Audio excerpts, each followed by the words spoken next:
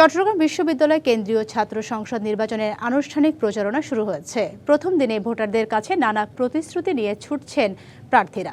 চাকসুতে 419 জন ও হল সংসদে 493 জন সহ 912 জন প্রার্থী প্রতিদ্বন্দ্বিতা করছেন। সকালে বিশ্ববিদ্যালয় ওয়েবসাইটে প্রার্থীদের খসড়া ব্যালট নম্বর প্রকাশ করেছে নির্বাচন কমিশন। এর মধ্য দিয়ে শুরু হয় আনুষ্ঠানিক প্রচার।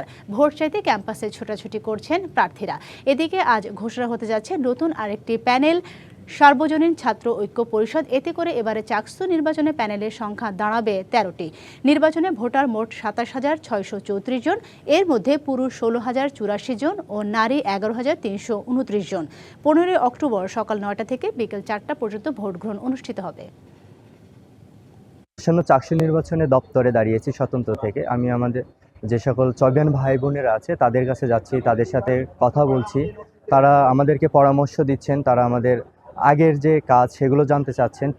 আমরা ক্যাম্পাসে আসছি, যেহেতু ক্যাম্পাস পূজার বন্ধ হয়ে যাবে, আমরা চাচ্ছি যে শিক্ষার্থীর সাথে আমাদের দেখা হতে। অতীতেও যেহেতু তাদের পাশে ছিলাম, মোটামুটি অনেকের সাথে আমরা পরিচিত, তবুও চেষ্টা করছি আমাদের বার্তাগুলো পৌঁছে দেওয়ার।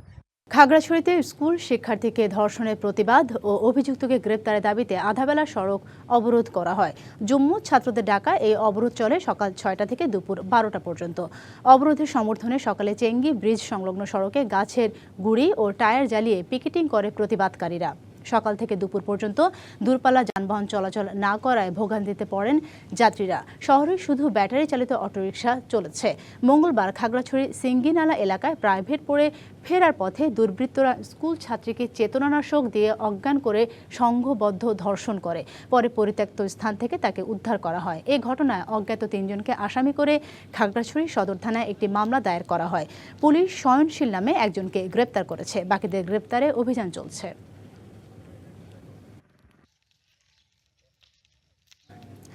খাগড়াছড়িতে মারমা কিশোরীকে দল বেঁধে ধর্ষণে জড়িতদের দ্রুত গ্রেপ্তার করে বিচারের দাবিতে বিক্ষোভ মিছিল ও সমাবেশ করেছে শিক্ষার্থীরা।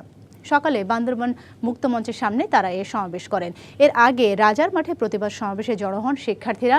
সেখান থেকে ব্যানার ও ফেস্টুন হাতে নিয়ে বিচারের দাবিতে শুরু হয় বিক্ষোভ মিছিল। মিছিলটি শহরের প্রধান সড়ক প্রদক্ষিণ করে মুক্তমঞ্চে এসে শেষ হয়।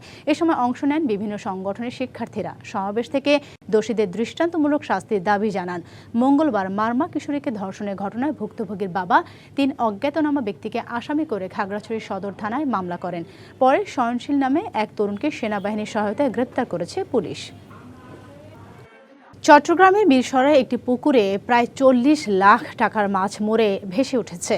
উপজেলার ধুম ইউনিয়নের মহাজনহাট এলাকায় ছাত্রদল নেতা ও তরুণ উদ্যোক্তা সাকিব চৌধুরীর 6 একর আয়তনের মাছের প্রকল্পে এ ঘটনা ঘটে। বুধবার ভোরে কিছু মাছ ভেসে উঠলেও বৃহস্পতিবার সকালে একযোগে রুই, কাতলা, শিং সহ বিভিন্ন প্রজাতির মাছ মারা যায়। এতে বড় ধরনের ক্ষতির মুখে পড়েছেন উদ্যোক্তা সাকিব।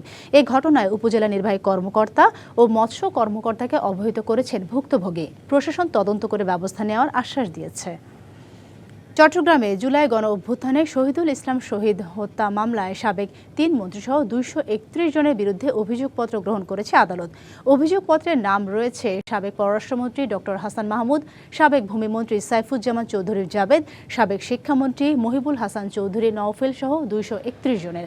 আজ চট্টগ্রাম মেট্রোপলিটন ম্যাজিস্ট্রেট মোহাম্মদ মোস্তফার আদালতে অভিযোগপত্র দাখিল করেন মামলার তদন্ত কর্মকর্তা। শুনানি শেষে অভিযোগপত্র গ্রহণ করে বিচার শুরুর আদেশ দেন বিচারক।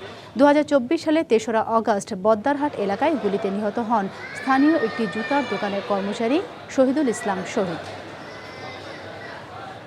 চট্টগ্রামে কন্টেইনার টার্মিনালে ইজারা বাতিল, কবরস্থান, মসজিদ ও শতবর্ষী মাজার রক্ষার দাবিতে মানববন্ধন ও বিক্ষোভ সমাবেশ করেছে রেলওয়ে কর্মকর্তা, কর্মচারীরা এবং এলাকাবাসী।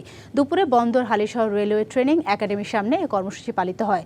এ সময় বক্তারা বলেন, কবরস্থান, মসজিদে জায়গা সংরক্ষণ ও সংস্কার না হলে CGPY সহ অন্যান্য রেল অফিসগুলোতে কর্মবিরতি ঘোষণা করা হবে। সমাবেশ শেষে মিছিলটি বন্দর হাসপাতালের সামনে গিয়ে শেষ হয়। 2022 সালে ধর্মীয় স্থাপনার সাথে 21 একর জমি কন্টেইনার টার্মিনালের জন্য আওয়ামী লীগের সরকারের ঘনিষ্ঠ এক বিতর্কিত প্রতিষ্ঠানকে লিজ দেয় রেলওয়ে পূর্বাঞ্চল। পরে ওই প্রতিষ্ঠানের অফডক লাইসেন্স বাতিল করে NBR।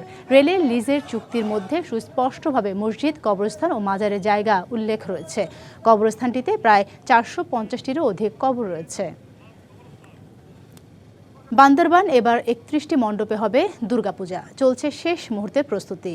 অনেক জায়গায় এখনও চলছে মণ্ডপ তৈরি, আলোকসজ্জা ও সাজসজ্জার কাজ, যা আগামীকালের মধ্যে সম্পূর্ণ হবে বলে জানান আয়োজকরা। প্রতিবারের মতো এবারও সবচেয়ে বড় পূজা অনুষ্ঠিত হবে বান্দরবান রাজার মাঠে। নির্বিঘ্নে পূজা উদযাপনে আইন শৃঙ্খলা বাহিনীর পক্ষ থেকেও সার্বিক নিরাপত্তার আশ্বাস দেওয়া হয়েছে। আমরা 13টা জাতি একসাথে আছি, এক পরিবারের মতো করে আছি। আমরা সামনে এই পুজোটাও ওইভাবে আমাদের সেই ঐতিহ্য ধরে রেখে আমরা সম্পন্ন করতে পারবো সেই আশা ব্যক্ত করি। আগামী 1 নভেম্বর থেকে পর্যটকদের জন্য খুলে দেওয়া হচ্ছে প্রবাল দ্বীপ সেন্ট মার্টিন। বিকেলে সচিবালয় প্রেস ব্রিফিংয়ে এই ঘোষণা দেন বেসামরিক ও বিমান পরিবহন ও পর্যটন উপদেষ্টা শেখ বশির উদ্দিন। তিনি জানান, 1 নভেম্বর থেকে ফেব্রুয়ারি পর্যন্ত পর্যটকদের জন্য সেন্ট মার্টিন খোলা থাকবে। তবে নভেম্বর ও ডিসেম্বর মাসে শুধু দিনের বেলা সেন্ট মার্টিন ভ্রমণ করা যাবে। আর জানুয়ারি ও ফেব্রুয়ারি মাসে রাতে অবস্থান করতে পারবেন পর্যটকরা। প্রতিদিন 2000 করে পর্যটক সেন্ট মার্টিনে যেতে পারবেন।